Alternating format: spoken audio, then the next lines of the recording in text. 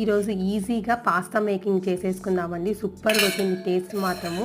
అందులో క్లైమేట్ కూడా కూల్గా ఉంది కాబట్టి హాట్గా పాస్తా తిన్నామంటే చాలా బాగుంటుంది. నేను సాసులు కానీ ఏం యూజ్ చేయలేదండి, మసాలా పౌడర్స్ కూడా యూజ్ చేయలేదు, ఇంట్లో ఉండే ఇంగ్రీడియంట్స్తోనే చేశాను అనమాట. జస్ట్ నేను ఆనియన్, క్యాప్సికము, అల్లం వెల్లుల్లి పేస్ట్ అండి. అల్లం వెల్లుల్లి పేస్ట్ ఎలా చేసుకోవాలో నేను చూపించేస్తున్నాను. ఒక్కసారి వెళ్ళి వ్లాగ్ చూసేసేయండి. అది 3 months అయినా ఉంటుందండి, ఇబ్బంది ఏం లేదు. చాలా ఫ్రెష్గా ఉంటుంది, స్మెల్ కూడాను. తర్వాత నేను టమాటో ప్యూరీ చేశాను. టమాటో ప్యూరీలో కొంచెం రెడ్ చిల్లీ యూజ్ చేసుకున్నానండి నేను. అంతే, సూపర్గా వచ్చిందండి టేస్ట్. పాస్తా వేసేసాను. కొంచెం కారం, ఉప్పు మాత్రం మీకు తగినట్టు వేసుకోండి. మీరు కావాలంటే ఇంకేమైనా వెజిటబుల్స్ కూడా యూజ్ చేసుకోవచ్చు అనమాట.